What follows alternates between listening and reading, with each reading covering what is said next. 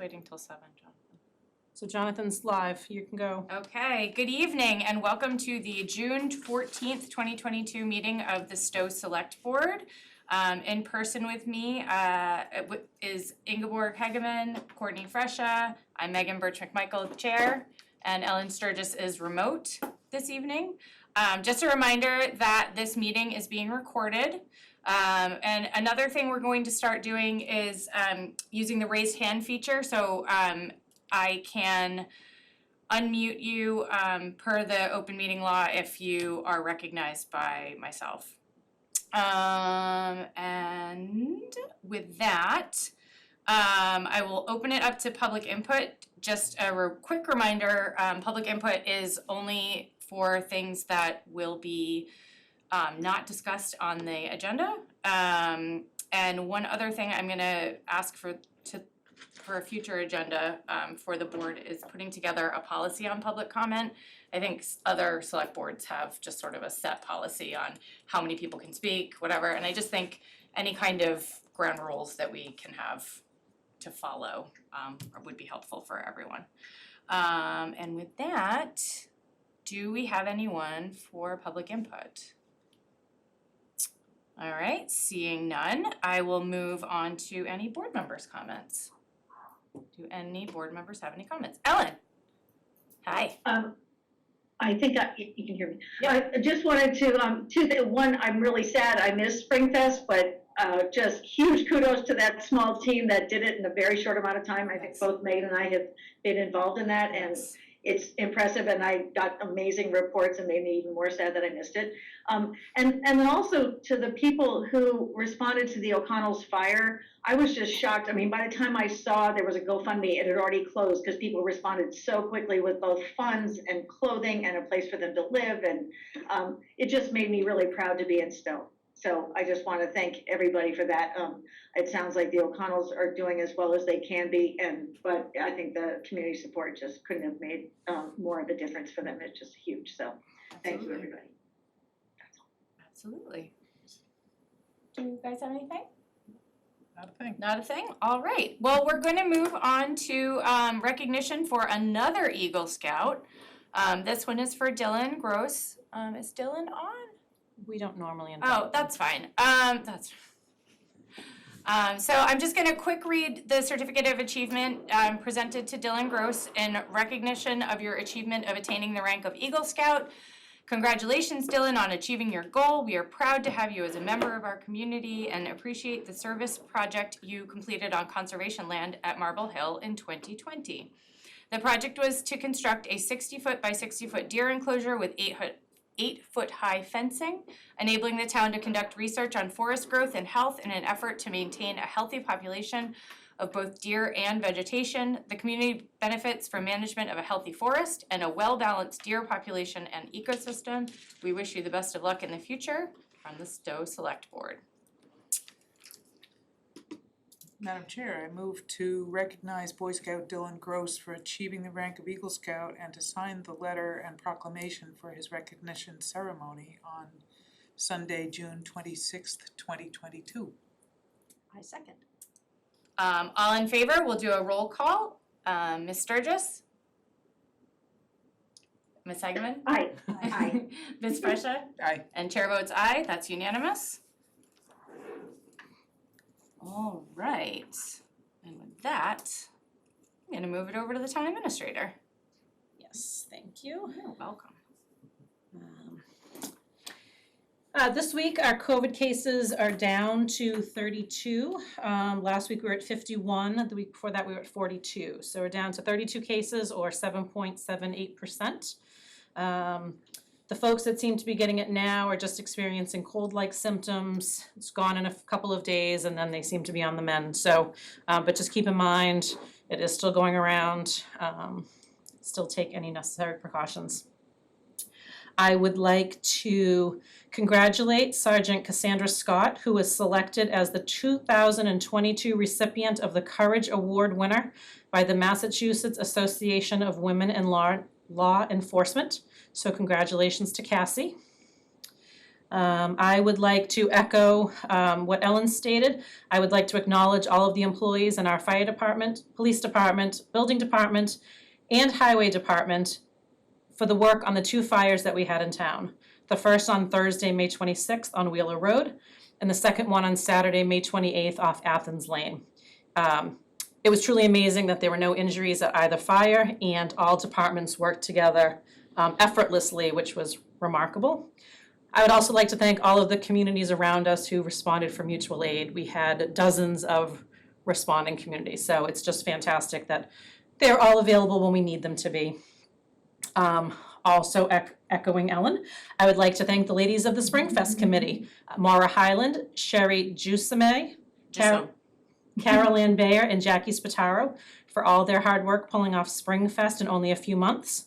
Unfortunately, I was not able to make it because I had a family situation that morning, but I too have heard nothing but rave reviews. I did watch the live stream and the performances that they had on Facebook, and it looked like a truly amazing day for our residents. Thank you to everyone who participated, volunteered, and attended the event. I know Stowe TV is still working on compiling a lot of the footage they took that day, so keep your eyes peeled for footage on Stowe TV on Springfest. I would like to, I'm going to come back to that one. I would like to just make the board aware that I have been asked to participate on the Town of Boxborough Town Administrator Screening Committee. It shouldn't have any impact here, but just to make you aware that I will be helping out our neighboring community. The fiscal 2023 state budget bill passed by the Senate on May 25th includes language to extend the temporary authorization for remote local government meetings, which are currently due to expire on July 15th. However, the House has not included any such language in their budget bill. I think part of the issue was that the Senate put it in the actual budget and not in a separate amendment. So they now need to form a conference committee to work out a compromise on extending the provisions of the open meeting law and remote participation. I did send out an email today to board and committee chairs, informing them that as of now, July 15th, the remote option will go away unless it is extended. I've advised departments who need to post public hearings or meeting notices, language to put in there after consulting with town council that would protect us in the event that a public hearing is posted to be hybrid and then the legislature extends the provisions and they want to be fully remote. So we have some language in there that hopefully will be addressed in the interim. Council is not convinced that they will pass by July 15th.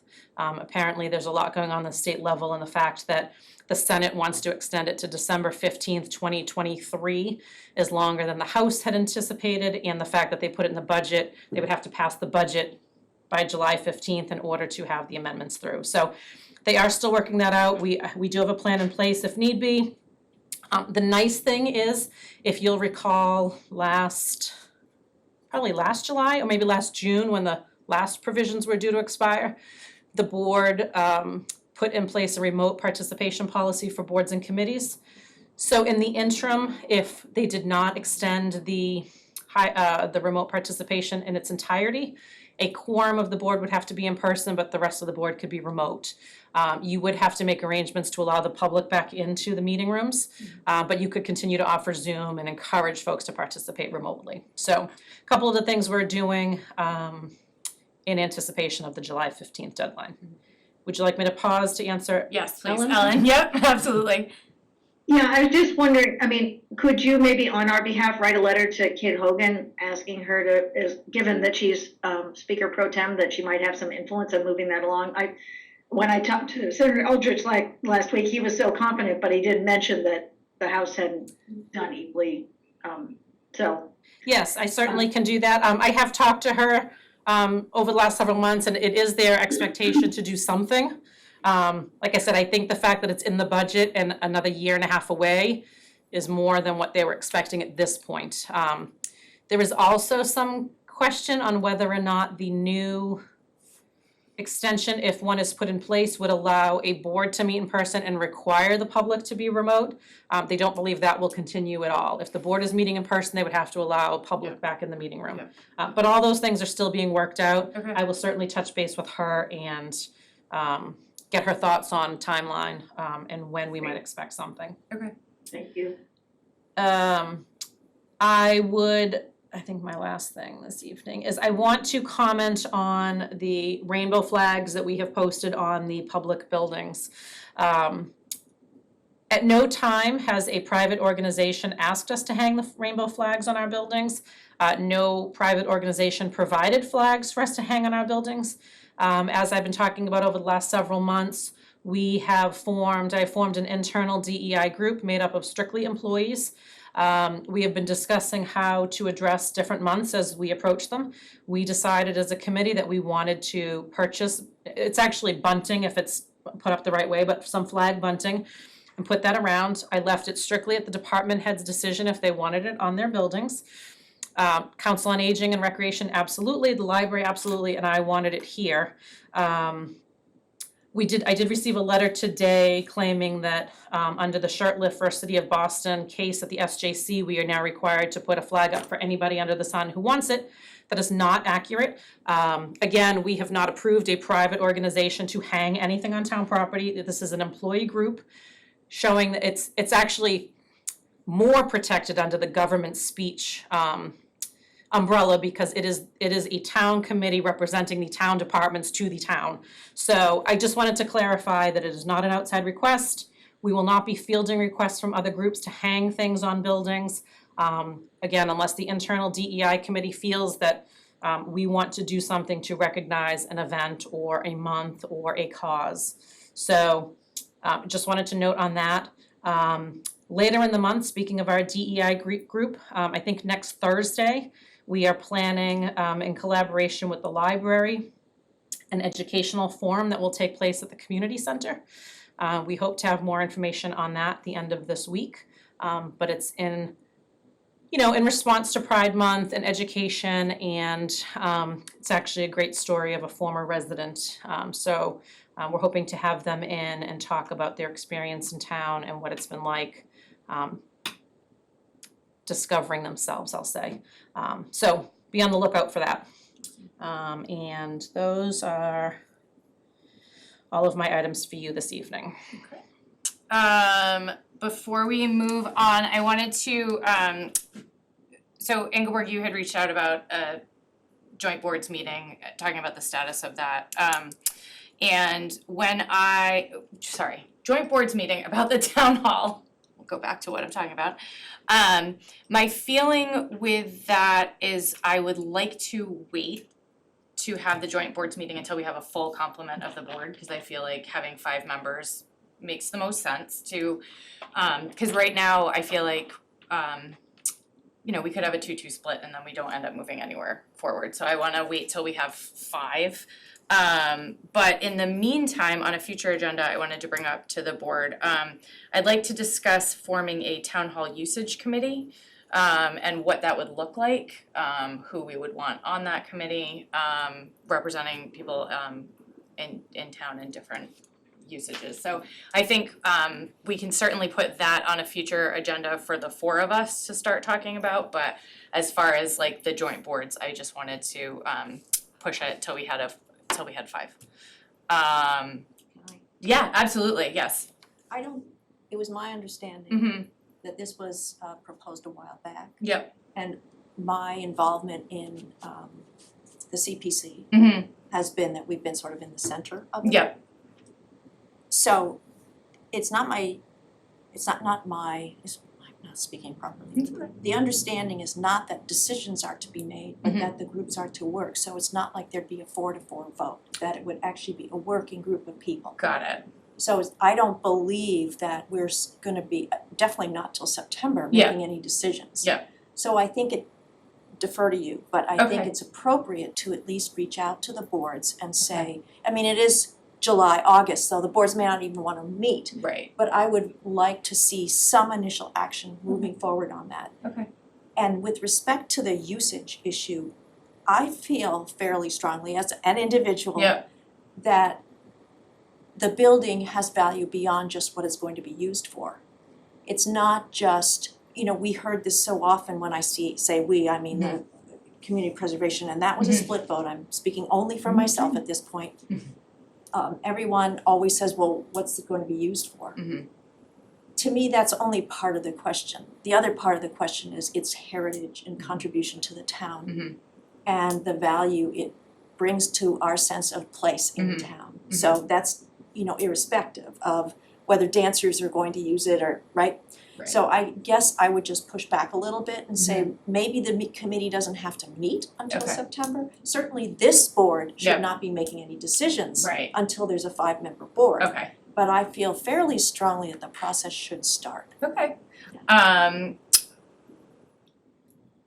Yes, Could we add this on an agenda where Absolutely. we're exceeding Yes, these? there you go. absolutely. At this point. Yep. Cecil, you should have done it before. Perfect. Sorry. It's all right. All right. Ellen, did you have anything on that?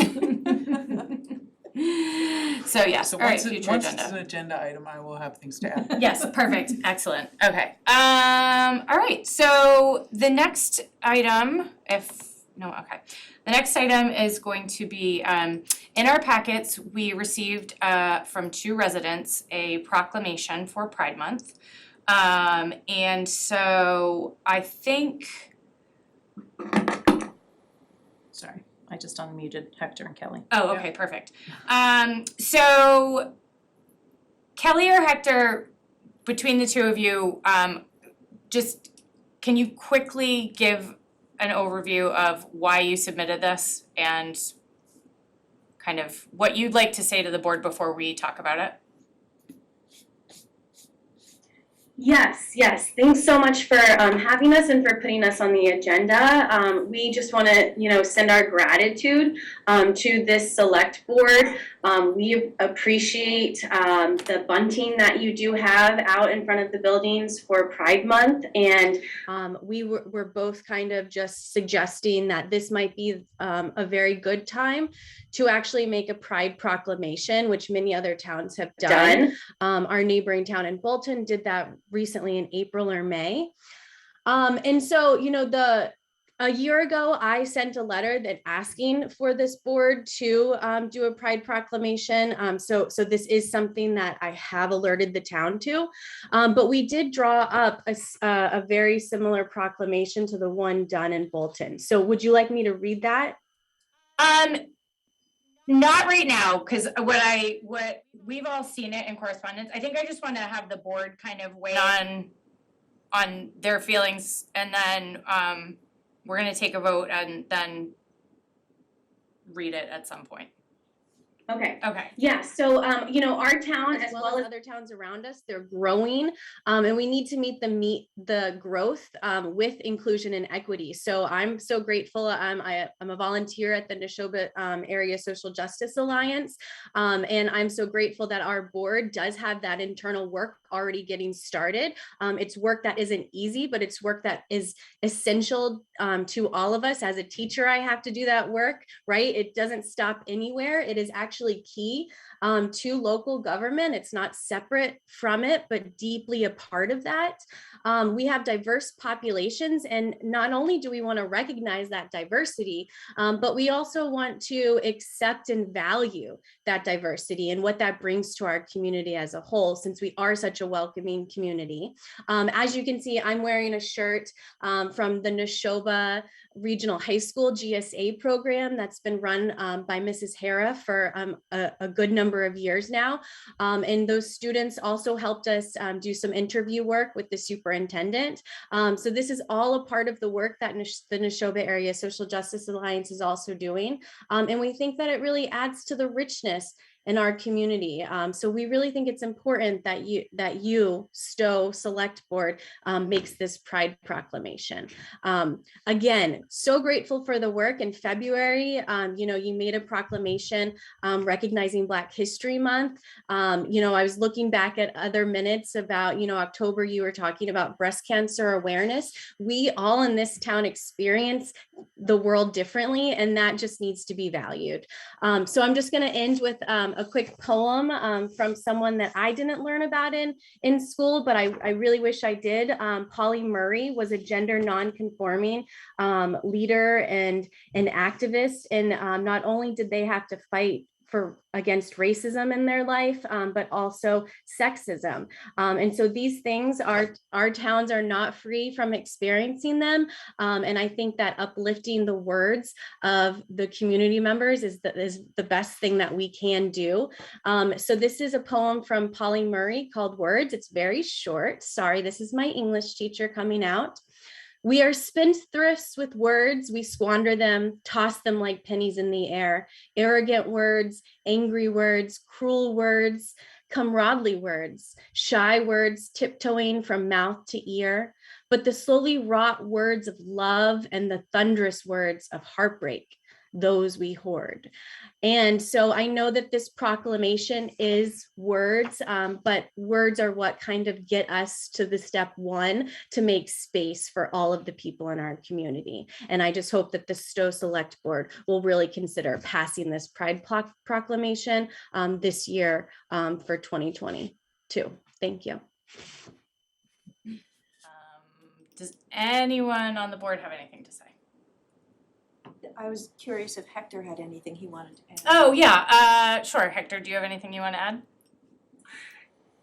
To follow up on what Kelly said, I really do appreciate the work that Denise has done along with the employees of the town for showing it, and I think it'd be for showing the Pride banners, and I think it would be a great statement if it also, the proclamation did come from the board. As Kelly said, the board has started proclamations by recognizing Black History Month this year. We already see that there's a lot of issues and people speaking out against the LGBTQ plus community.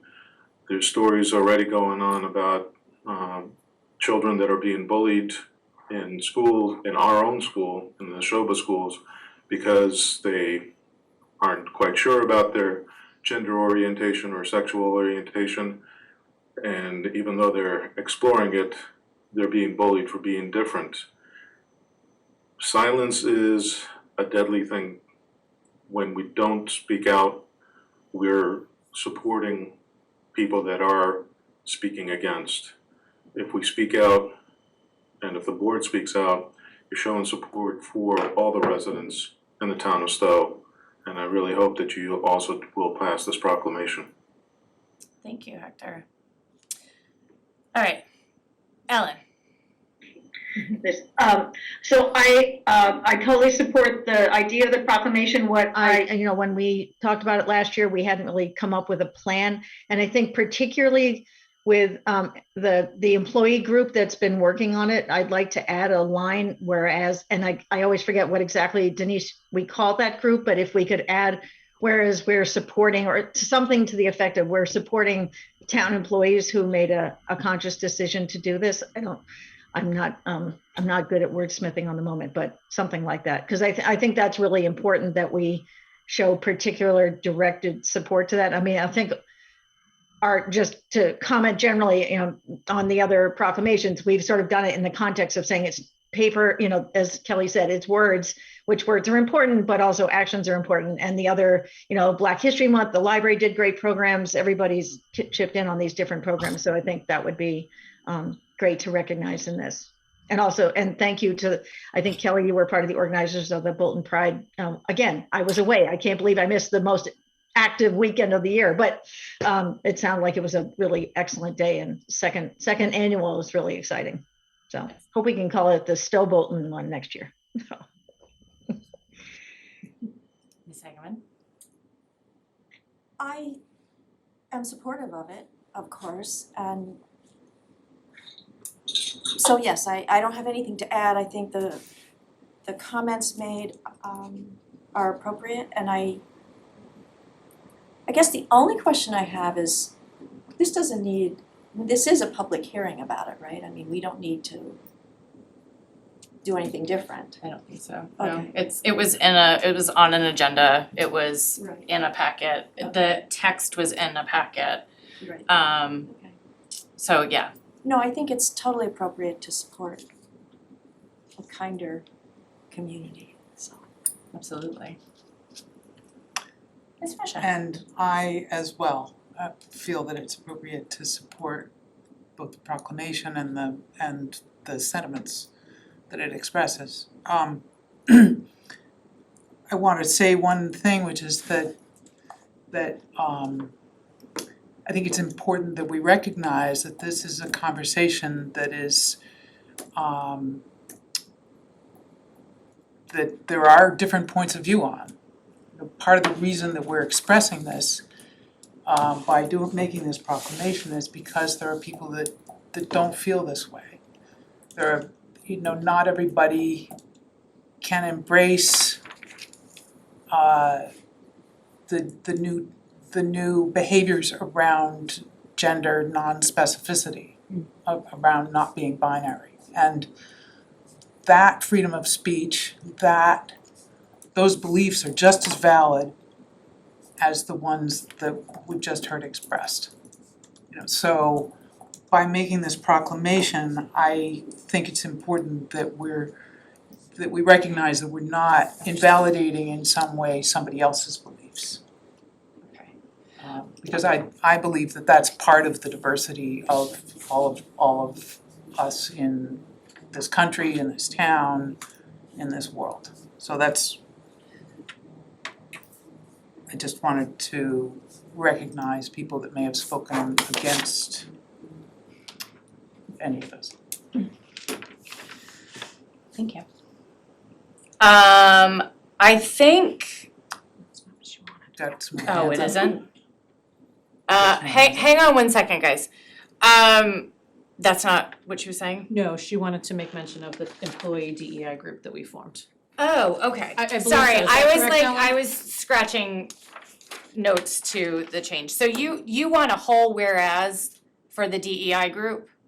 That's what I thought it would be. It would fit I nicely have into one. it, I just wrote and this while out. we're Also also. recognizing the actions that the town has taken, or the Okay. town employees have taken. Okay. So what I'm hearing, and also, sorry, I guess I should say something. I am very supportive of this. I feel like anytime we can say in words that we are supportive, it holds a lot of weight. And so what I was going to do, as it sounds like, okay. I guess I want to ask you all first before I decide. I was going to read the proclamation in full and then take a motion to accept, but because we are on the fly changing one of the lines to include the employee DEI group, that's sort of what my holdup is. Public question. Yeah, so can we, Maybe we do that while we're we're trying to figure out the wording, can we allow? Sure, I don't want to allow a lot of That's back and forth, got it. because I feel like Just we accept we it. know where we're going in this direction. I feel like we're in agreement, and we did receive quite a bit of correspondence from people, so I definitely feel like I understand where people's sentiments are. And so I just want to read it. Are you emailing it to me? I'm trying to. Okay, I'm I'm sorry. not, I'm not on my computer, so I have to Oh. load the email program, but just give me one moment. Nope, it's fine. Well, I want to thank you all for sending this our way and sending us what is a fantastic draft that we will just get one more line into before we take a vote on it.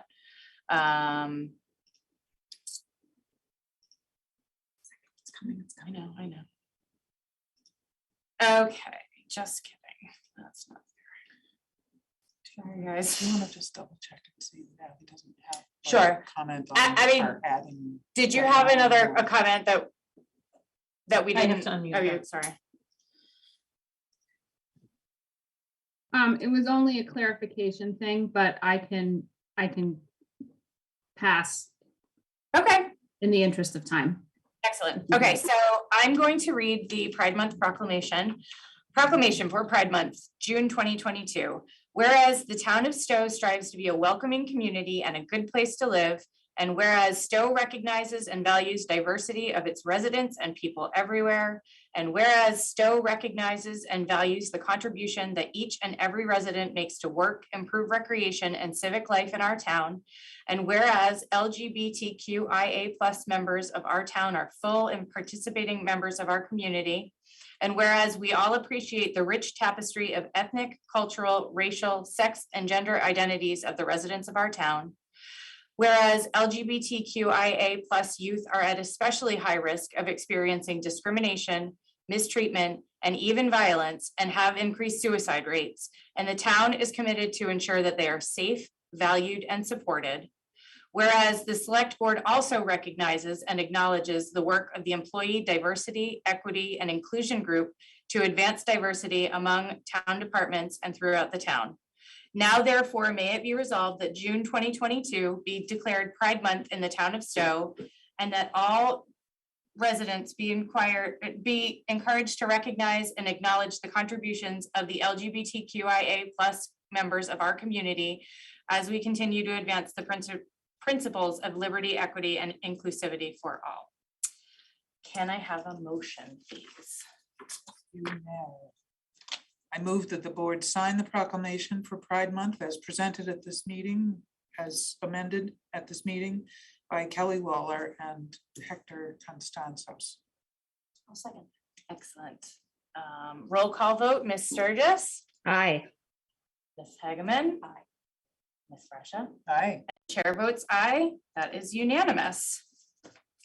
All right. Happy Pride.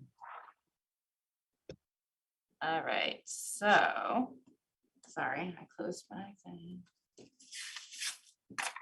Next up, we need to set the special election date, and Denise has sent us a memo. I'll let Denise speak on this. Yes, I just have to find the right. Oh, sorry. Well, as we've discussed, the primary is occurring, the state primary is occurring September 6th, and we would, I would recommend that we have the special town election on the same day. The school has closed the center school on the Tuesday, the 6th, to accommodate our election needs. So as I put in the memo, the town clerk needs 60 days from the date it's scheduled to hold an election, which should bring us to August 13th.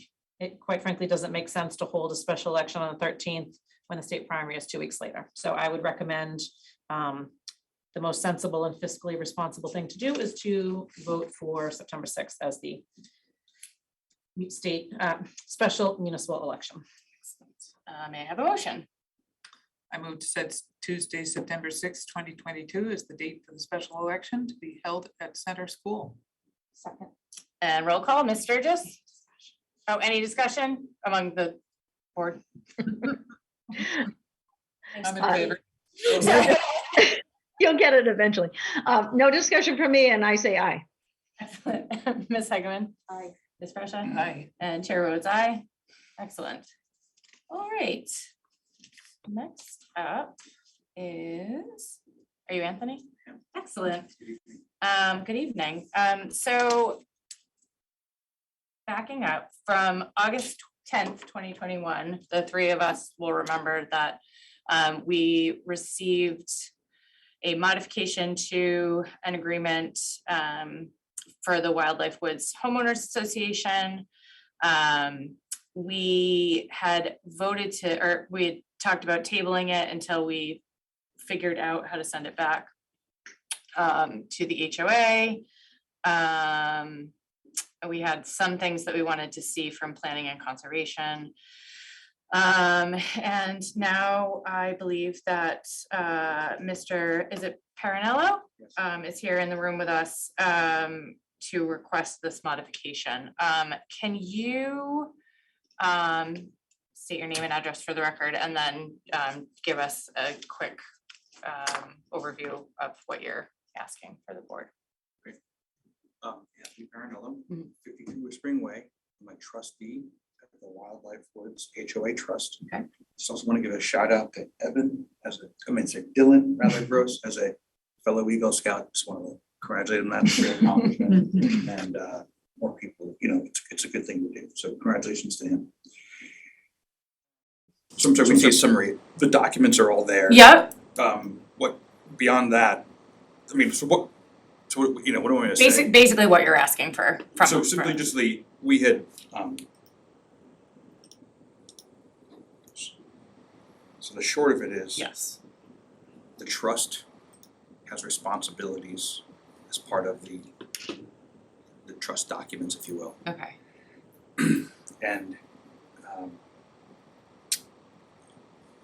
the trees really haven't been trimmed in like 20 years. Okay. I mean, here and there, like a little bit, but it's, needs to get done. So we mow the lawn, we're responsible for maintaining the common areas. And so we collect dues and we need to maintain the trees and cut back limbs, and because it's just kind of encroaching everywhere.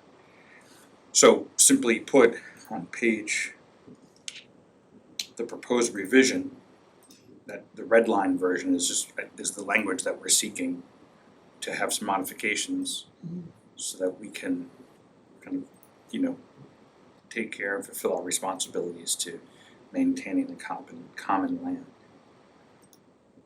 Okay. Nothing more than that. Okay. Part of the reason I wanted this on this agenda was because we have representation from the Concom as far as if you all had anything to add to this. It's why I had requested the order of conditions from the planning board, because I just wanted to make sure that we weren't missing something in all of this. So if either of you had any questions, or Ellen, if you have any questions about this, if you have any any questions, anything to say about it, I would love to hear from everyone. Well, it sounds like I was on the planning board when this was originally issued in 1998, Yep. and then I was on the Concom. So I found that Kathy Sparrow, who's the current director of the Conservation Commission, wrote, I think, a very helpful note. I was not at the Concom meeting when this was discussed, so I'm really just speaking for myself. I think I'm trying to get to it, I was just going. I know, it's a lot of It's like, documents, right? I think I just wanna check one thing, here it is, it's on page 32 of our 81-page thing.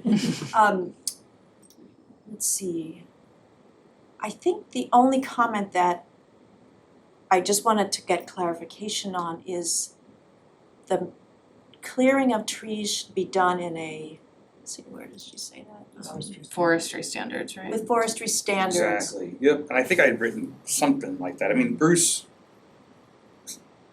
Fletcher Mhm. had, long story short, a couple of years ago, we sent a note out to the members, all the owners, hey, we're gonna do some tree work. Up in arms, it was just a tough day. Everyone's lobbing grenades, but no one wants to speak publicly. It's like, you're all cowards, not you all, the We can neighbors. be cowards too. No, the neighbors, Yeah. right? The neighbors, so it's like, everyone's like, I was beef, it's like, okay, well, we're just trying to do the right thing here. So, long story short, Bruce ended up coming down to the neighborhood that night and met with myself and one of my colleagues. And he said, look, we just wanna be able to do this without like a permission slip, so to speak. It's like, we were to do it in a responsible way.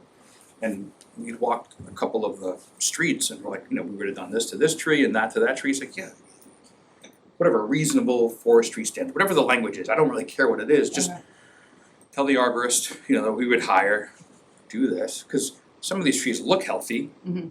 but when you really look at them, they're not. And over the past couple of years, there's been a couple of storms, and I don't know if these cells have just come through the neighborhood, but a couple of neighbors have, significant damage, and then in the woods and stuff. So we just wanna be able to maintain the land in a intelligent, responsible manner that's at the backbone of whatever, again, Mhm. what did I write here? I wrote, You're the looking language I put in here, Bruce Yep. gave me, Okay. So, keeping obviously, forestry management practices and stewardship, Mhm. you gotta thin stuff out to let the other stuff grow, it's just, Mhm. I think I did get forestry merit badge back in the day, in the Boy Scouts, but, so anyway, that's all we wanna do, Okay.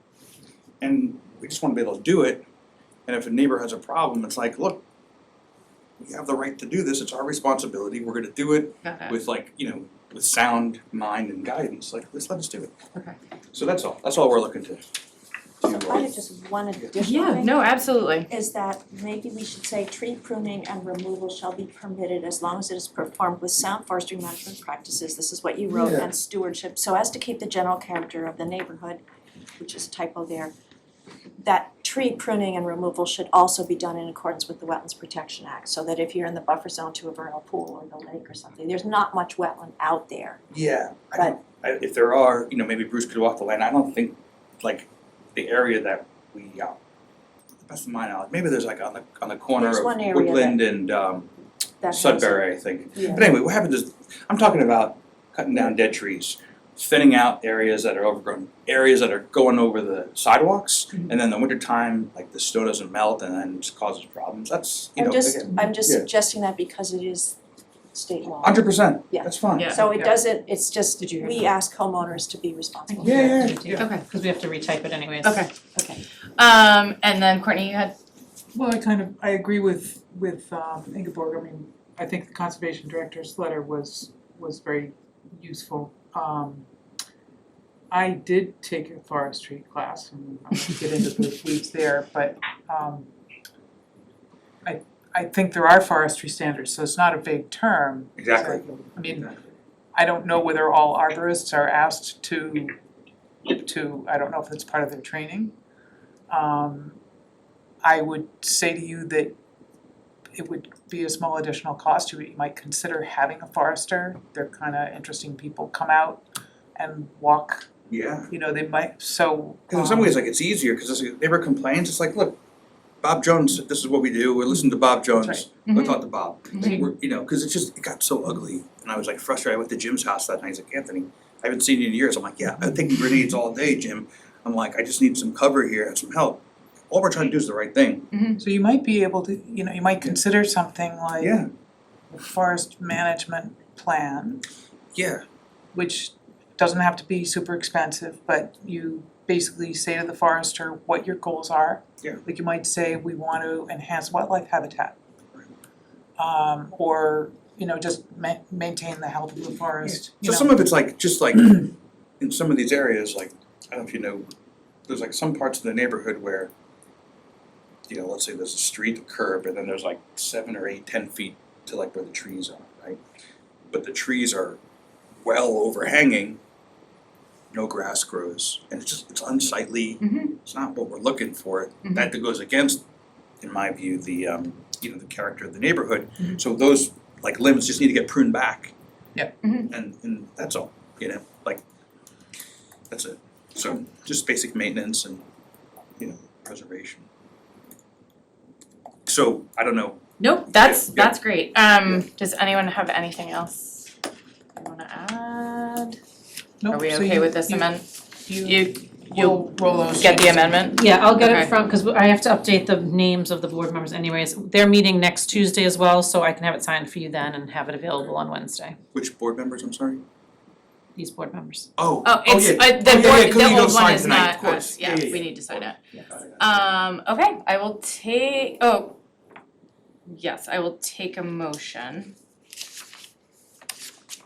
Let's see. sorry.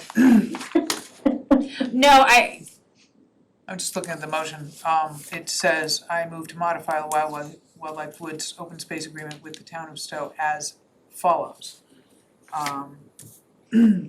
You could just say as indicated by Ingeborg earlier or something to that effect. Or as amended by me. Yeah. As presented in the packet and amended. As presented, in the packet and amended, by Ms. Hegman. Second. we'll do a roll call, Ms. Sturgis, Aye. Ms. Hageman. Aye. Ms. Fresha, Aye. and chair votes aye, that is unanimous, congratulations, we'll sign that Appreciate it and so much. We just wanna get get the it trees to trimmed. I know. Thank you. Don't give Thank them you for a haircut. persisting. What's that? Don't give them too strict a haircut. No, some of them, I saw a neighborhood do this once and I was like, drive over to my house, go to my yard and say, is that like, would that be nice? And it's like, just keep it tight, and clean and just, But then drive on one question. Yeah, West Acton Road and it's, yeah. but anyway, kind end but- of story. yeah, I'm, my Nope, it's chair fine. is gonna cut my head off. Denise wanted to ask you one quick question. So do you need to go back to your homeowners association to have them approve the changes? Okay, so if I get you a signed copy from the board, you will return one fully signed by your association as well? Okay. Is electronic signature sufficient or Yes, it is. DocuSign? Nope, that's fine. Okay, yeah, so just, can Joyce email that to me? Yep, Sign so one, once, And then I'll revert back with signed? yep, that's perfect. Once they sign it next week, I'll have her send it out to you next Wednesday. Great.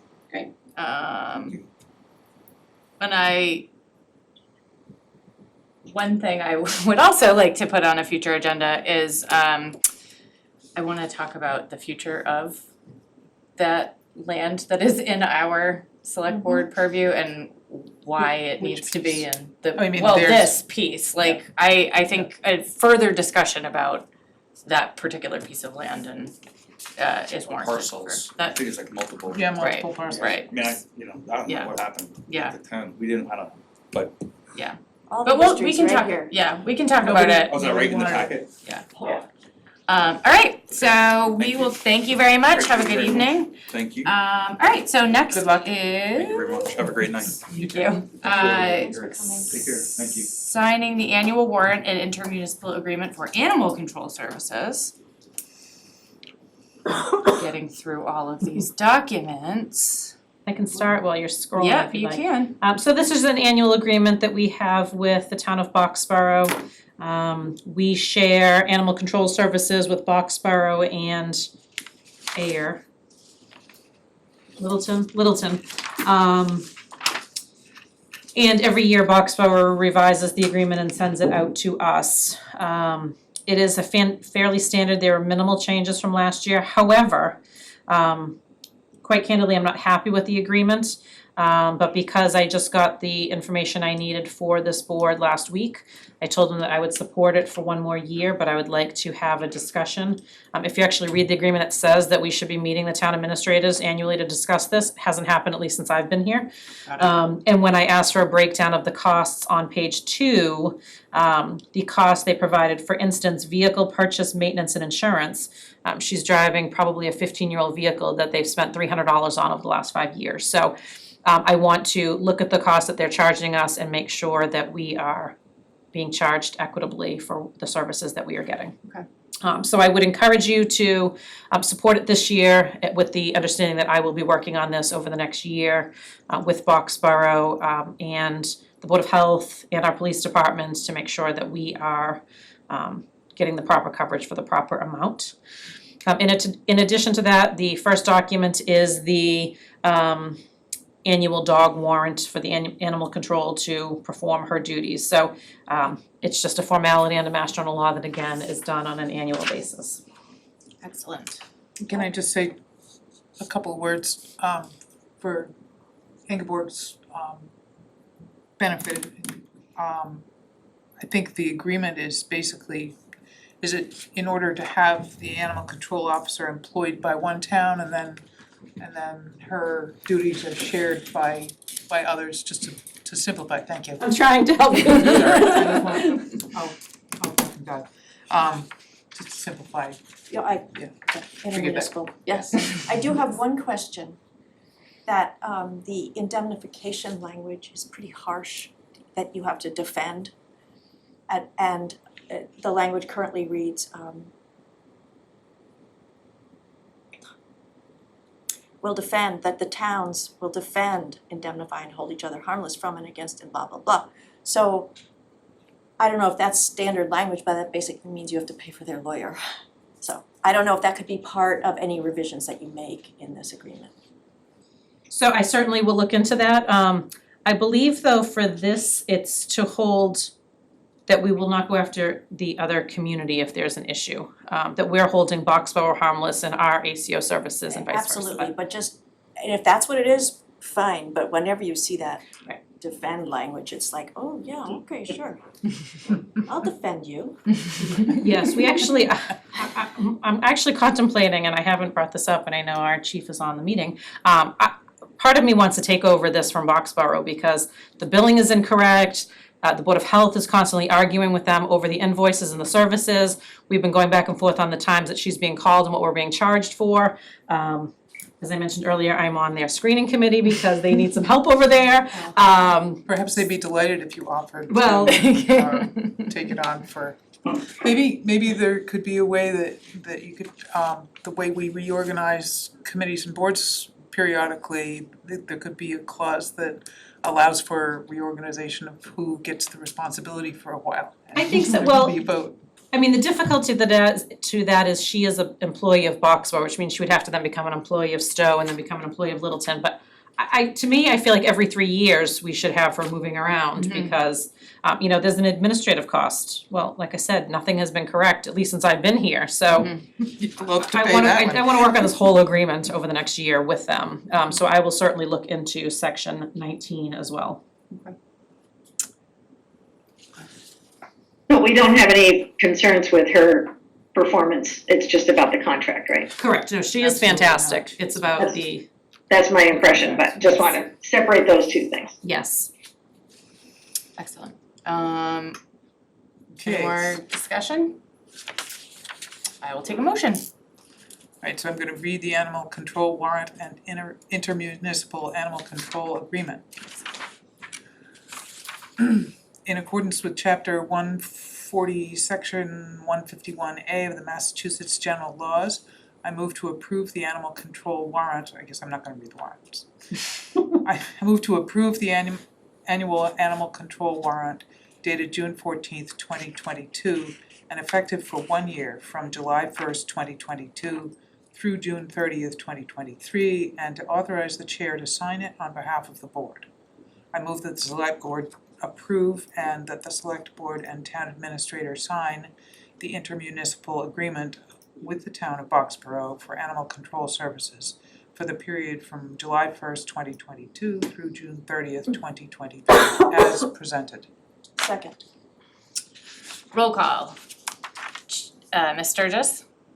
Aye. Ms. Hegeman? Aye. Ms. Fresha? Aye. And chair votes aye. Unanimous. All right, next we have a request, a memo from the town administrator to create new library committees. So Denise? yes, thank you. So, as I made reference to in the memos, the original library building committee that was formed prior to my arrival here, their charge has concluded. It was to work through the preliminary design and present an option to town meeting. Obviously, that happened this past year. Sorry, Courtney. It happened this past year. The vote was successful. We now move on to the full design and construction phase of the project. As I discussed leading up to the vote, I was serious when I said I wanted to get folks that supported the library project, but not necessarily the design look involved in the process. But quite frankly, I don't want to pain them and have them be on a 2 or 3 year committee when they only want to focus on a small portion of the project, which is why I'm proposing 2 committees. I am proposing a building committee 2.0, which would focus on the entire soup to nuts of the project, going through the first phase is we have to hire an owner's project manager. Then we will go into the full design RFP, and then it will go into the construction and take us through that project process. We're looking at 2 to 3 years once we get the RFPs and all of that going. So in total, it could be about 4 years from now when we're actually celebrating the grand reopening of our library.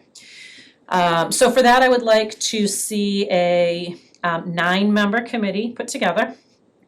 I have articulated the what I would recommend to be the voting members, which would be myself. If you'll recall, I did not have a voting seat at the last committee. I just participated in an ad hoc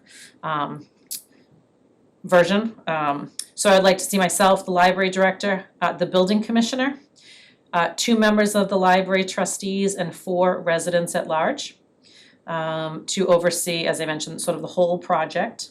In addition to that, I would like to ask the board to create an exterior design committee for the library, which would be comprised of 7 members, myself, the library director, the building commissioner, and 1 at-large member from the existing or the 2.0 committee, and then 3 residents that are not on the library committee that truly want to look at the design of the building, want to work with the residents, collect feedback, have input into what it's going to look like, and help see us through this process.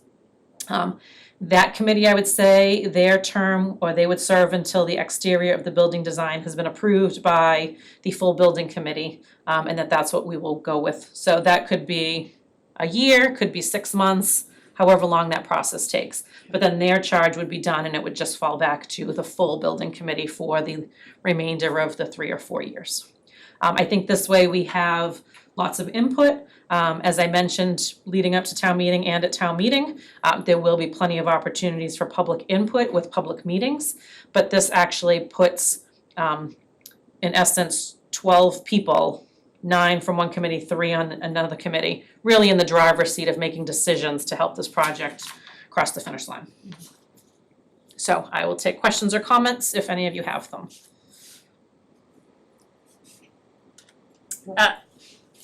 Ellen, I'll go around. Well, I have a lot of thoughts, actually. I'm gonna try to keep it concise, and largely after my experience with the school building project. First thing, I don't understand having 2 committees. I think it should be a subcommittee of the building committee. It's got too many chances of going in a totally different direction if it's a totally different group. I think having a subgroup, if it means adding 2 more people to the committee, perhaps, but I think that's a more, I think it's more comprehensive way to deal with it. I don't really understand having 2 separate committees. I guess I will say well, and then in terms of the at-large seats, there's no sort of skill requests or sort of guidelines. I mean, this was one of the big things with the MSBA, which at the time felt very restrictive, but it actually was really important to have, like, we find an architect, we find someone with, different skill sets that we'd want to use in this phase of creating the library. I think, clearly the library director and the trustees need to be there. I honestly, Denise, I don't think it's appropriate that you're on the committee.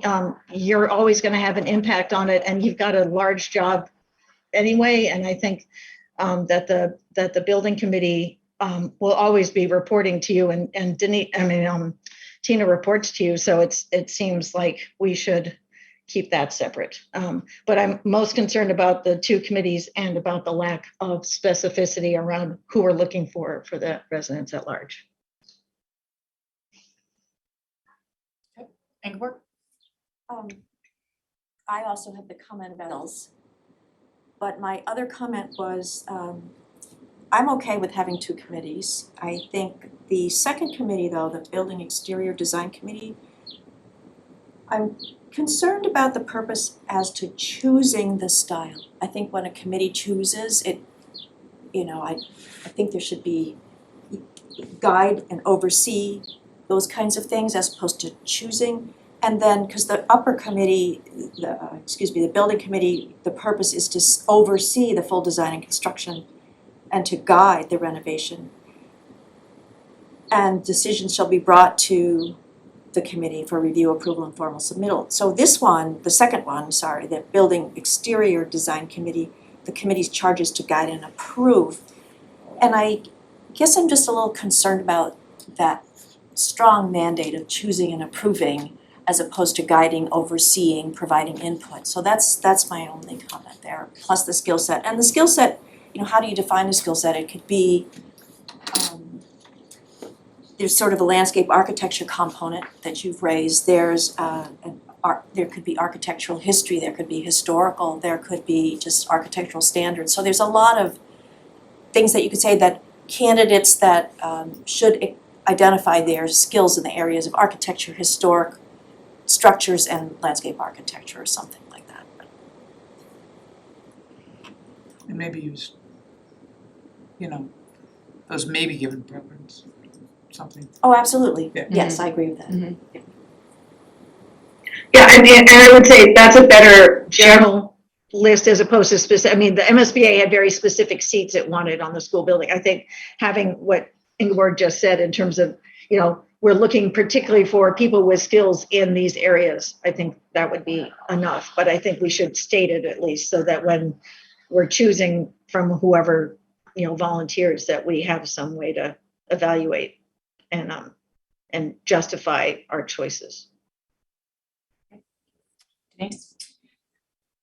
So, I mean, I have no problem with that. I think part of why I kept it residents at large is I think it would be appropriate if there are members of the original building committee that wanted to see the project through the end, they should be able to apply for a resident at large seat. But then I put the building commissioner on there to represent, obviously, the building code, the green energy, materials to be used, et cetera, so that if we did not have candidates, as you've known since I've been here, we've posted several postings for committee members looking for specific trades, and we have not received any, and the committees have gone unfilled, vacant seats. So I did not want to limit us to requiring architects, landscapes, because quite frankly, if no one volunteers, we're stuck. So we can certainly put with preference for, but that's why I asked the building commissioner if he would step up and be on the committee as opposed to trying to find residents that wanted to participate in a lengthy process, quite frankly. And as far as my position, I mean, I don't care if I'm on it or not, because I do participate, but I felt like going through the process, it needs more defined direction than perhaps the last building committee, and that I could have that role of guiding the committee through the process. But makes no difference to me if I'm on it or not. Okay. Brittany? So my guess, and I could be incorrect, is that your being present would have a positive guiding influence because you state your ideas clearly, and, my opinion is you often have good ideas. And we look to you for many other things in town, and you hold a position of trust, so you're likely to have a strong guiding influence even without a vote. Yeah. I'm not opposed to the two committees. I think your reasoning is sound. I think allowing anyone to participate and then gracefully leave at the appropriate moment is very gracious. And I think that the makeup suggested without looking at it is actually, there's some redundancy to the two. So basically you're just releasing the people that the citizens at large that would be most concerned with the exterior design. Right, and if I may, just before, and the reason I did that was so on the design committee, the exterior committee, there's still 4 members from the main committee, as to not get it off track and to not sort of take it down a wrong direction. That there would be consistency and, again, seeing the exterior design come to fruition. Yeah, so I agree, it'd be really nice to have those credentials. I think Inkwork had a good list, including historical. But definitely say may. Yes. I agree with you, do not limit yourself. Okay. If you could, and actually I'll just get them off the tape. Okay. I'll list those you listed as preference. Yep, sounds good. All right, I would say myself, I agree with the reasoning, I agree with the makeup. I also think that preferences, I like the idea of preferences. I do feel like the town employees that are on there obviously have the knowledge. I think a lot of the knowledge that we would be looking for in this, but I do think, especially because we are dealing with the historical part of the building, that it would be helpful to have someone with that knowledge. Okay. Yeah, I think, if I might, Yes. I think it's about points of view, as much as, I mean, this becomes perhaps, I'm speculating, an aesthetic discussion as much as a practical or code discussion, or even, I mean, it may, there may be huge cost differences between what some people may prefer and some of the other practical Mhm. design options. And my personal opinion is that aesthetics are pretty important, that original building is beautiful and we're trying to reclaim that. And I think it's really important not to, hopefully to coordinate with the appearance of the historic building rather than distract from it. Yeah. So. Yes. So would the board prefer or support, instead of having me be on the committee, have me appoint one member of the committee? So that we continue to have an odd number of members. I'm flexible either way. I mean, I don't have a problem with you being on it. It's not a sticking point for me, but certainly if it. Well, I'm happy to just appoint somebody, because quite candidly, and I know she's on here, I would appoint Lisa Lavina to be my representative on the committee, because she worked so hard on the initial committee, but Okay. I'm fine either way. So. I think that it should, I don't think it's appropriate for Denise, for you to appoint someone, honestly. I think that we should have an extra person. We'll just put 5 at-large members. I mean, I would agree, Lisa's worked really hard on it, and if she's interested, you know, she would certainly be a strong candidate, but yeah, so. Well, we could say something like including the town administrator or appointee. Proxy. I don't know. I will vote against it if the town administrator is on the committee. I really don't think it's appropriate. This is, you know, when we did this school project, we had the select board, or the superintendent, because equivalent of the library director. We had Craig as the building commissioner, but town administrator is going to be, oversees everything. I just don't think she should be on this committee. It needs to work, you know, and as she said, you know, she is an influence in everything in town, and I don't think it's appropriate that we have her named onto committees. So No, it could work. Yep, absolutely. So I understand that point of view, but I also understand the point of view that the committee could benefit by the guidance that the town administrator brings. So I will support it as amended, the town administrator or her appointee. And just so in response to your concern, unless there's a Just think legal. about that's a precedent you're setting for future committees. That we're going to put, potentially the town administrators on every committee. And I just don't think it's appropriate. But maybe not. I mean, I think, I'm sorry. No, keep going. It's fine. Trying to. Okay, ahead. go Oh, ahead. you are. Yes. Well, I'd like to ask the board, so we're about to discuss later on our agenda Mhm. our own participation in other committees. And it's not exactly the same, but I feel as though it's quite similar. So my experience as a select board member participating in another committee is that I am treated as other, not in a bad way particularly, but that I am other than the other committee members, that I am part of this group of select people, because we are the select by definition. And so I think these, you know, by participating, we bring a certain point of view. And so if the town administrator participates in a board or committee, or in this committee, I think it is a little bit like having a select board member there. And we don't specifically have a select board member named in this case for this. I think in the past, Mr. Salvi participated for many years on the library building committee. And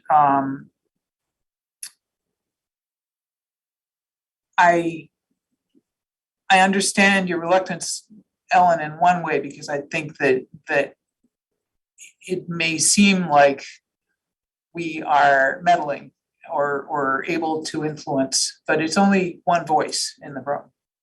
And what it does is it actually, I think it acts as a liaison to to this group. And, you know, it's just naming it rather than Denise going on her free time to participate. So I think when viewed that way, it's sort of an extension of our, I don't know, it's not even casual oversight. It's just our participation in order to inform ourselves and others so that we're collaborative, so that we have more of a connection than we would otherwise. Yeah. But there's a big difference there, which is we're one of 5. So we're 1/20th of or 20% of a board when we're on a committee. Denise is the only town administrator, and people absolutely defer more to her than they do to us. It's true. So you could say, if you want to suggest that instead of the town administrator, a select board sits on the committee, we could consider it. Yeah, that's possible. I don't think that that's required. I'm just saying, but it's not the same at all to me. Denise, they'll defer, the entire committee will defer to Denise in the room, including 2 of her employees. I mean, it really changes the whole nature of the committee, I think. So how will that change if she's not a voting member and she participates in the meetings? She's not a voting member. I mean, we all give her respect. She deserves it. She has a lot of information, but I think as a precedent, I just don't think it's a good idea. She's our town administrator. She's not a resident. She's not, this is a committee, the committee should be doing the work. And Denise will always have influence. I don't necessarily think she should go to every meeting, but that's for us to discuss when we do her evaluation. But I think it's just not, I'm really uncomfortable having her. I mean, we might as well just say right now, she's the chair of the committee, and other people can chair the committee. If she's there, no one will step up to chair the committee. Guaranteed. Let's see if we can prove that. Let's see if we can prove that otherwise. Well, can I just ask? Yeah, Denise a absolutely. question? Yeah. Do you believe that your influence will be that strong in these committees? I mean, some of the members of the committees are. Do you think there will be open conversation here in the room? Oh, I absolutely do, because I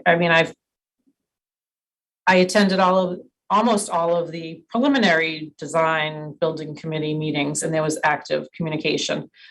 My feeling was just, and I know Ellen's pointing to prior school experience, I can point to the prior experience on many projects in a number of towns. The town manager, when you're talking about $9 million of taxpayer money, the town manager was always a presence in that room, always a voting member, always on school committees, always on. I mean, I would equate the superintendent to the town administrator, because he answers to a school committee, I answer to the board of selectmen. If he's on the school building committee, what's the difference between me being on a town building committee? I don't see the superintendent being the equivalent of any other position but the town administrator. But again, quite frankly, I don't care one way or another. I just think that we're looking at a lot of money. We have a preliminary design that we need to stick to and follow. It was just my attempt to assist in the project and making sure it gets accomplished. You all made it a goal of mine to make sure this project comes to fruition and happens. This was my way to do that. I'm fine to not be on the committee. Quite frankly, I don't need more meetings to go to, but I don't agree that I would intimidate or influence others in the room. I don't agree with that. And I think that quite easily there would be other members that would step up, including our library director that may want to step up and be the chair of the committee. But again, it makes no difference to me either way. What's important to me is that we create the 2 committees because they have 2 very specific purposes. I have a suggestion. I would like to make a recommendation that we're ready for this motion to be read. With potential 2 amendments, one being including the town administrator or I was gonna say or her designee, but Ellen didn't like that. Is that because there's something legal wrong with that or ethically wrong with that? It's just the precedent I'm not comfortable with. Okay, all right, so then, and we can not vote on this part, but including the town administrator or her designate. And then I do, perhaps Denise, you need to just help me understand the reasoning why you say choose and approve in the exterior piece, because that just gives me discomfort that a committee can nix a beautiful Richardsonian design, you know, that is otherwise perfectly suitable. So it doesn't have to be that. To be honest with you, I couldn't find any comparisons of any other committees that focus solely on the exterior. So I could certainly change the wording on that to, Maybe similar above guide, a guide and oversee. Yeah. Right? Yeah. Or provide input to. All of those. Yeah, just because having the buck stop with a committee is very scary to me. so I have, the purpose then, I have to provide input into the style and materials for the building and plantings and structures for the landscaping. And the charge would be the exterior design committee will guide and oversee the exterior look of the Randall Library I think renovation that's project. great for me, yeah, it works for others. And then you'll have to change the document itself, of course. Yes. Did you get that? And I still don't understand why it's a separate committee when, especially when it has four people from the other committee. I mean, that's asking a huge amount of the committee, of the initial committee. I So don't understand why it's not just a subcommittee.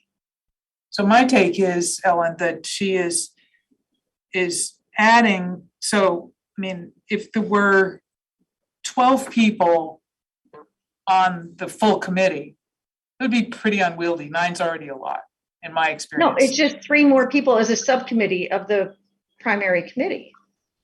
But she's offering to allow 3 additional voices to speak very specifically to the topic of the exterior design only, and then be released when that part of it is done. And the reason for that is because a number of people, I believe myself included, spoke out and said, we hope that we won't necessarily have something like what was shown, as nice as it was, in the options that were given at the time that we said, yes, let's go forward so far. Because personally, I'd like to see something that's much more in keeping with the architecture of the original building and not too modern to a contrast. And I think there are a number of people, so it's looping that kind of discourse into the conversation only on the exterior design, and then off you go, we're done with that part. I think we're ready for the motion. And so why is it not, I mean, there's a whole list of subcommittees on the original committee. I just don't understand why it's separate. I mean, yes, there was concerns because the drawing had all the glass on it, but there's going to be people are going to be concerned about the one-way road or, parking or whatever. It's just another part of the larger project. I really don't understand. It just seems like we're asking, I understand it's 3 other people. I mean, we had 15 people on the building committee, but you're asking for X number of the primary building committee to also be on this committee. It just seems like you're asking a lot. It just seems very inefficient. So. Okay, I'm gonna, I'll stop talking. and then we can discuss it. Sure, can you just make the motion and then we'll, Madam Chair, I move to establish a Randall Library Building Committee 2.0 composed of 9 members, including the town administrator or her designee, library director, building commissioner, 2 Randall Library trustees, and 4 residents at large, to serve until the committee's purpose is fulfilled per the requirements stated in the committee description. The committee's purpose is to oversee the full design and construction of the Randall Library renovations and addition. The committee's charge is to guide the Randall Library renovation project. All major decisions shall be brought to the Randall Library Building Committee 2.0 for review, approval and formal submission to the Board of Library Trustees and the Town Administrator for final approval. Further, I move to designate the Randall Library Building Committee 2.0 as special municipal employees pursuant to Mass General Law, Chapter 268A. At-large members must be registered voters of Stowe and agree to comply with state ethics and open meeting law requirements. And I move to establish a Randall Library Building Exterior Design Committee composed of 7 members, including the town administrator or her designee, library director, building commissioner, one of the at-large members from the Library Building Committee 2.0, and 3 residents not serving on the primary building committee to serve until the exterior of the building design has been approved by the RBL Randall Library Building Committee per the requirements stated in the committee description. The committee's purpose is to choose the style and materials, is to guide and oversee the style and materials for the building and plantings and structures for the landscaping. The committee's charge is to guide and oversee the exterior look of the Randall Library renovation project. During the exterior design process, the exterior design committee will work as a team with several consultants, including the owner's project manager and the architect firm. The exterior design committee will ensure proper public outreach is conducted and the public is kept informed about the exterior look of the building. Furthermore, I move to designate the Randall Library Building Committee as a special municipal employees pursuant to Mass General Law, Chapter 268A. Members must agree to comply with state ethics and open meeting law requirements. Aren't these 2 separate motions? I'm sorry. You just They're- read them all as one motion? I just made that as one motion. Discussion, yes, amendment, discussion. Can we have a second? Second, you have to second. Second, sorry. Yep. Discussion. Actually, Denise, you had your hand raised. Do you want to go first? No, that's fine, thank you. So my amendment is that we were going to potentially add some language saying preference will be given to individuals with landscape, historical, or architectural Right. experience or interest. Yes. Okay, so that would be, the language is, that would be after the sentence added to the first paragraph, which would then be preference will be given to individuals with landscape, historical, or architectural experience or interest. And that same sentence would be added to the end of the paragraph, the first paragraph after the word and.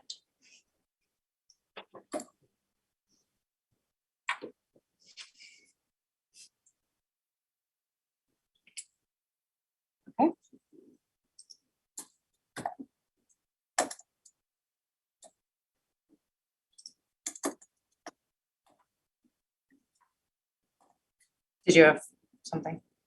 Nope, okay. I will take we're good. I'm gonna take a vote. Ms. Sturgis? No. Okay. Ms. Hageman? Aye. Ms. Fresha? Aye.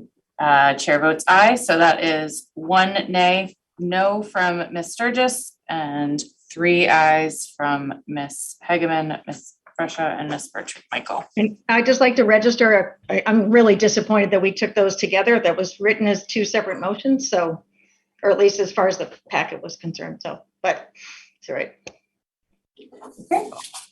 I'm sorry, it was written in the motions as one very long motion, and so that's, Okay, it was listed on the agenda as 2 separate items, but it's a process problem.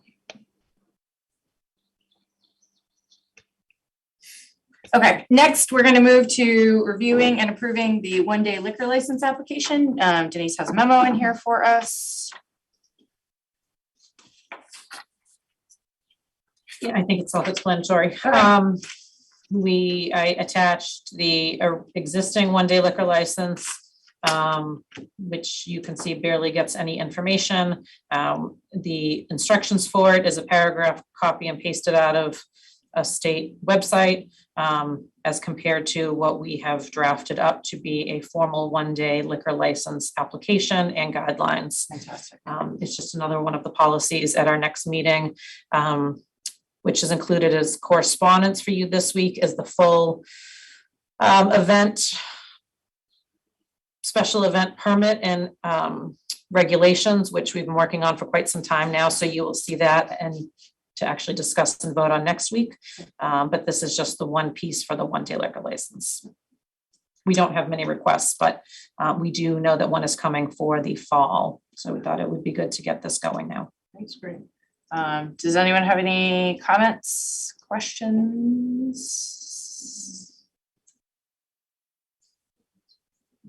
This is predominantly curiosity, I guess it's all curiosity.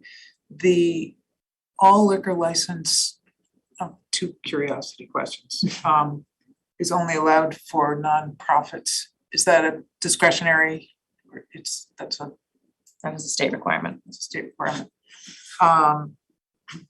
Curious. And, I mean, I'm not against it.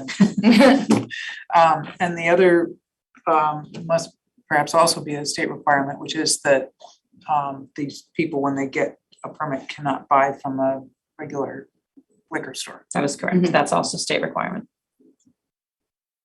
Fascinating. Where do they have to buy from? Wholesalers or A something. wholesale, there's a list of wholesalers that they can buy from that are approved. I did not know that last one. All right, well, I will take a motion. I move to approve and sign the new one-day liquor license policy as presented at this meeting. Sorry, was that the right? Yes, second, we're signing it? No, there's nothing to sign. Oh, Okay. I just move to approve the new one-day liquor license Make policy. amendment. Make an amendment. I just removed it. Remove it.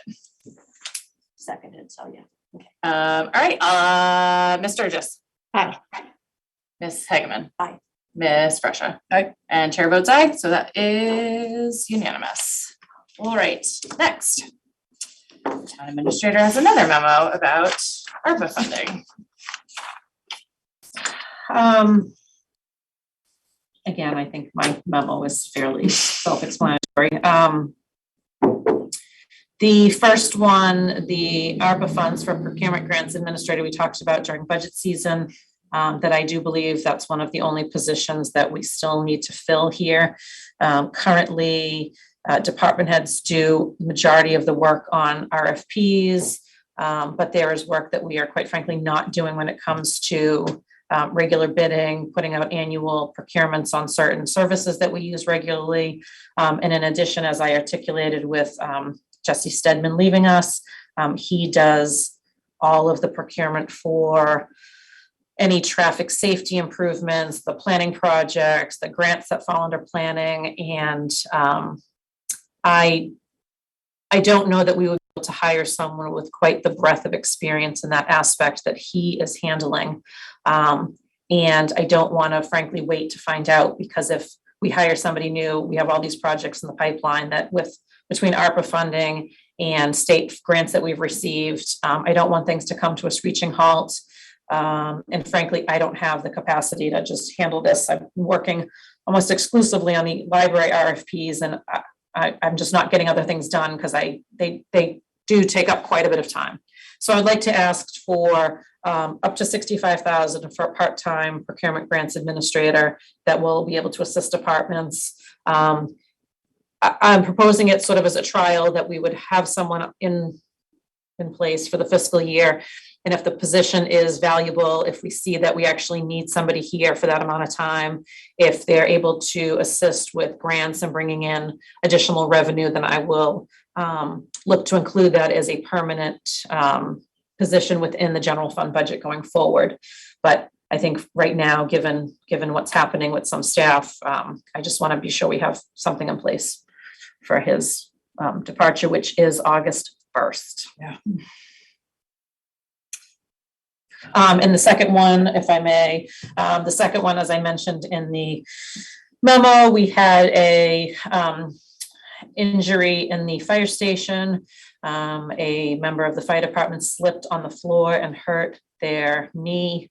And when Dolores started investigating it, it was like, oh yeah, the floor is really slippery when it's wet. They didn't take that into consideration when the floor was finished back when the building was built. And all it needs is a surface treatment to avoid that. So we did do quotes. The fire chief went out and got a bunch of estimates for us. And it is $32,000 to strip the existing apparatus floor and place down the non-slip coating and then seal that. And that clearly is something that we need to prevent further injury. We are lucky it was not worse or it does not happen more frequently, quite honestly. All right, do we have any discussion? Good with that. Yep, Ellen? Just wondering what part-time looks like in terms of hours. So I haven't decided exactly. I'm thinking between 25 and 30, but I have to really go through and figure out how much time is needed. I think it might be more of a cyclical, that there are sometimes when it might be 40 hours, it might be sometimes it's 20 hours. I want to get sort of a schedule together of projects and figure out how much we really have of ongoing time that's needed. So I think it'll be a flexible number of hours on a weekly basis, depending on the needs. Okay. I just say it's really hard to find grant writers right now. So especially because of that, wanting to do it cyclically, but. Yes, well, and I know there's so many posted, and especially with ARPA, so many people have scooped up procurement and grants people with ARPA. So, you know, it's a long shot. We have like 4 other jobs posted that we keep looking at resumes and they're not really coming in, but I think it's worth a shot. I had the exact same question, Yeah. but this follow-up is, do you anticipate this person will be getting any benefits? Will you be keeping them at the hour thing that would require benefits?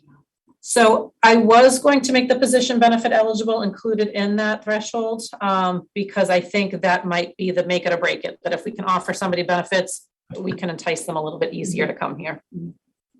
So 65K is the town's cost, not necessarily the cost to the salary to the person. Correct, correct. Okay, no more questions from me. Excellent. Courtney, do you have anything? Nope. All right, then I will take a motion. I move to approve the request from the town administrator to use ARPA funds to hire a part-time procurement grants administrator for the town of Stowe on a trial basis for this fiscal year, and further to approve the request for the fire apparatus bay floor resurfacing. May I make one comment? Could you change that to fiscal 23? Because this fiscal year ends in 2 weeks. And I did not catch that when I reviewed the motions. On a trial basis for Fiscal 23. fiscal 2023. Thank you. Second. Roll call, Ms. Sturgis, Aye. Ms. Hageman, Aye. Ms. Fresha, Aye. and chair votes aye. Unanimous. All right, another memo from Denise. All memos. Don't get used to it. And this is regarding the fiscal year 23 COLA for the town administrator. Yes, so even though you voted it at town meeting as part of the budget, we just never formally voted it this year. You voted it last year. I'm not asking for anything other than what was given to all the employees, which is a 3% cost of living. I put down some comparisons to other jobs that are posted and have been posted in the last several months. At some point, we should really change that my review falls in line with the increase so that we can make them all fiscal year instead of 1 in July and 1 in September, but it is what it is for right now, so. All right, any discussion? No, all right, I'll take a motion. I move to approve a 3% COLA for the town administrator for fiscal year 2023. All right, Ms. Sturgis? Second, was there a second? Yeah, she seconded it, yeah. Aye. Ms. Hageman? Aye. Ms. Fresha? Aye. And chair votes aye, that is unanimous. All right. Not a memo from Denise. All right, we need to talk about the select board's fiscal year 2023 committee assignments. So we need to reappoint for capital planning, Complete Streets, Local Act, Lake Hack, Magic, Lower Village Revitalization, and Tri-Town. So, And are these all like by, what's the right word? these are the ones, Statute ones, sort of, like we're required to have, these aren't liaisons anymore, right? These are all the ones that there's a vote to have a select board on these committees? Correct. Okay. So it's either a vote to have a select board member on the committee or by design, i.e. Magic. Right. yeah. I think it might just be Magic and Tri-Town, which are select board members, but yes, as I mentioned to Megan, so these are the positions that were either held by Jim, Zach, or that are actually expiring June 30th. In the packet are the other committee assignments that you certainly can discuss tonight if anyone wants to shift positions around, but these are just the ones that need to be filled with the new fiscal year. Oh, I see. So why don't, I'm just gonna read off the ones that we need to fill, and then, don't all jump at once. No, separately. Got it. So who wants to do, anybody for capital planning? I do. Okay. I'm jumping. Okay. If, I don't know. If Anybody else? Ingeborg, I don't want to take anything away from you, but yeah. All right, Complete Streets. Don't all jump at once. Just, can you tell me a little more about this? So Complete Streets is, I know what it is, I don't know how the planning board deals with it. Yep. but Do they meet on a regular? do they meet monthly? So they do meet regularly, and I will say currently they meet during the day. I don't know if that is an issue for any of you, but they meet. That's better for me. Okay, Oh, so great. they, Well, Old for night meetings. let me pull it up, but they do meet during the day. That's great. I would be interested. And we Does did it end redefine it with the Traffic Safety Advisory Committee now in place. Complete Streets is really focusing on complete streets projects, the prioritization plan, a pedestrian access. So it's more defined. It used to sort of be anything that happened to do with a street or its traffic, but now it's fairly defined. And they meet, just so you are aware, 1, 2, 3 o'clock. It's varied from month to month, but they do meet during the day. That's fine. I would prefer that. Okay, great. all right, Lake Hack. Lake Hack, if I can comment, so they are, well, at least with the Comcast contract is close. We are expecting a draft this week, and then the Verizon contract needs to be discussed. They don't meet as often. I think they're an as-needed group. But they also may meet during the day. Let me look.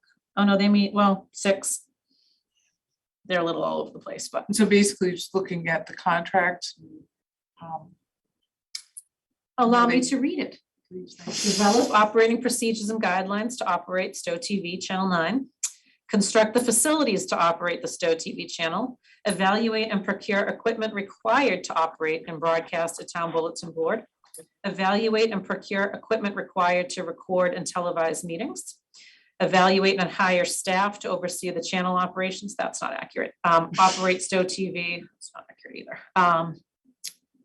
And to be involved with the license agreements with Comcast and Verizon. I do believe they do review the budget requests. They review, Jonathan, if he wants no equipment, they review that, but he pretty much runs Stowe TV and their advisory other than the licensing. They're Yeah, active in that process. sounded to me like a lot of this, I was gonna ask why we can't delegate it to Jonathan, but I guess it's reviewing his contract that becomes. The cable contracts. Yeah. We can't delegate it, or we can. Well, again, as far as the committee's responsibilities, and Jonathan, I don't know if you want to jump on up there. If you do, raise your hand. I don't believe they're actively discussing these other, oh no, he was able to unmute. Okay, he's on there. Do you want to weigh in on the Lake Hack's role and how it works with you?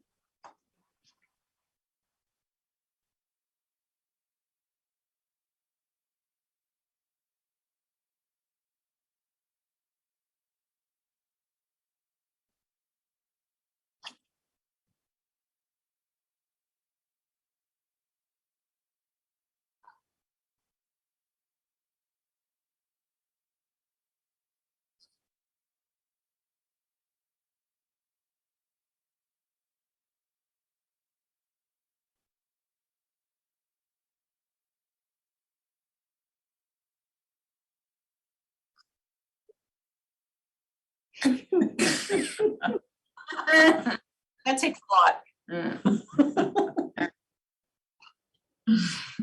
Well, and Jonathan was actually an official Town of Stowe employee, so the committee doesn't oversee him.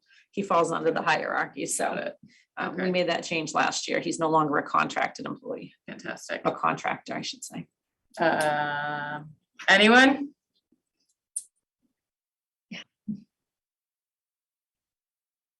Come back to it. Yeah, we can come back to it. All right, so who wants to do magic?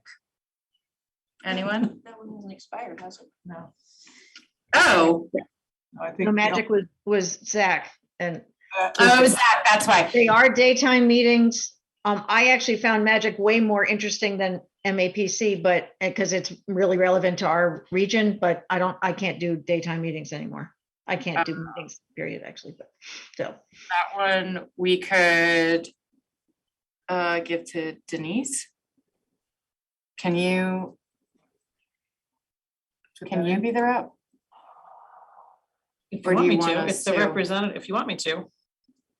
Um, This one is a representative, select board or representative, so Okay. it doesn't really matter to me. um, But it is during the day. I just wonder if it makes sense to have, well, I can't do daytime meetings, so. So I'm happy anyone to sit in wants that to? role until you have a new member and see if they want to be. What do they do?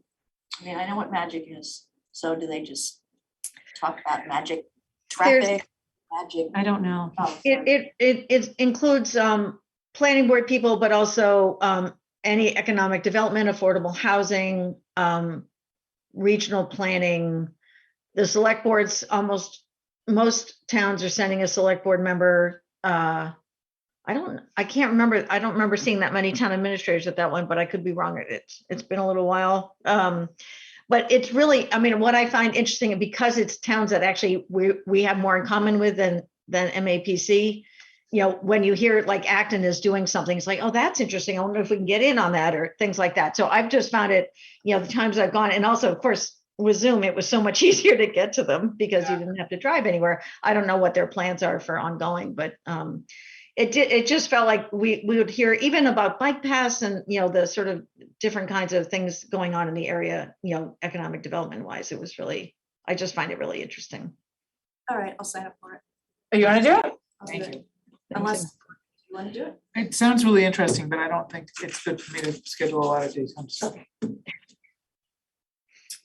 And I think they meet maybe once a month. Is that right, Ellen? Yeah, I don't even think they meet once a month. Even I mean, better. they've got a lot on their mailing list, but I don't think the meetings are even that frequent. I think they're every couple months. Delightful. I should know that. All right. Are you gonna continue with the Lower Village Revitalization Committee? I would like to. Why does it end on 6/30/2022 on this list, but on the motion ends June 30th? Oh, because that's the next, sorry. Wow. It's all fine. I would love to continue on it. I don't know what the makeup of it is going to continue to look like, but I'd love to be the representative, just for continuity, unless anybody else wants it. Mhm. All right, who's, I also find that interesting, Oh. but I don't need to take it from you. well, I mean, you I can don't have need it to. if you want to. All right, who wants Tri-Town? Is there a tri-town? I Should we mean, wait and see if there is a tri-town? I feel like we should probably have a representative in case we get a request for a meeting. It's not as bad as I made it out to be when I tried. that was a baptism by fire. I'll raise my hand. You for wanna that. do it? Great. And the Lake Hack as well. Woohoo. Thanks, Courtney. All right. Are we I'll be ready for- starting. Well, We can tri-town swap. hasn't met, so. No, I know. That may be interesting. The other It's thing is, I interesting to meet mean, other people. You could always revisit when we get a fifth member. Sounds Yes. all 'Cause of you'll need us to can. give the We're fifth gonna member need to we give wanna the fifth share the member wealth. some, we need to share the wealth, So absolutely. All right, do you wanna do motions? I will move this, Okay. shall I move these individually? I think so, yeah. Okay. I move to appoint Ellen Sturgis as the Select Board appointee to the Capital Planning Committee to complete the remainder of an unexpired 2-year term expiring June 30th, 2023. Oh, Can we did it move all it at as a once? whole block? Oh, sorry. However you wanna do it. All right, let's just, Fine, second, never, Hold on. whatever you say. let's move it as a whole block just for timing's I thought sake. that's what you said. Yeah, sorry, nope, I was, I move to appoint Ingeborg Hegeman as the Select Board appointee to the Complete Streets Committee for a 1-year term expiring June 30th, 2023. I move to appoint myself, Courtney Frecha, as the Select Board appointee to the Local Access Channel Advisory Committee for a 2-year term expiring June 30th, 2024. I move to appoint Ingeborg Hegeman as the Select Board representative to the Minuteman Advisory Group on interlocal coordination for a 1-year term expiring June 30th, 2023. I move to appoint Megan Birch McMichael as the Select Board appointee to the Lower Village Revitalization Committee for a 1-year term expiring June 30th, 2023. And I move to appoint myself, Courtney Frecha, as the Select Board representative to Tri-Town meeting. Second. roll call, Ms. Sturgis, Aye. Ms. Hageman, Aye. Ms. Freesia, Aye. and chair votes aye. Unanimous. All right. Next, meeting minutes of May 24th, 2022. Any edits, changes? Anythings? Joyce rocks. Yeah, these are, Yeah, these, I had none. all right, I will take a motion. I move to accept the meeting minutes of the May 24th, 2022 meeting as drafted. Second. I told you nights are not my thing. Aye. Ms. Sturgis, aye. Aye. Ms. Hageman, Ms. Freesia, Aye. and chair votes aye. Fantastic. Correspondence, there was quite a bit of it. I just want to thank how many people wrote to support the tricolor or the pride flags. It warmed my heart to see how many people took the time.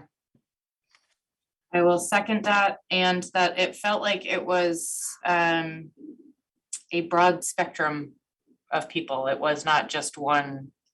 It was nice, so yes. Anybody else? That's it. All right, I will. So can we just do a reminder? So the board is meeting Yes. next Tuesday, the 21st, as opposed to the 28th, due to quorum issues. So next Tuesday at 7 PM, we'll be meeting. Excellent. Agenda closes early because of the Juneteenth holiday on Monday. So The agenda will need to be posted on Thursday. All right, and with that, I will take the last motion. I move to adjourn. Second. Do we have to roll call vote for the adjournment?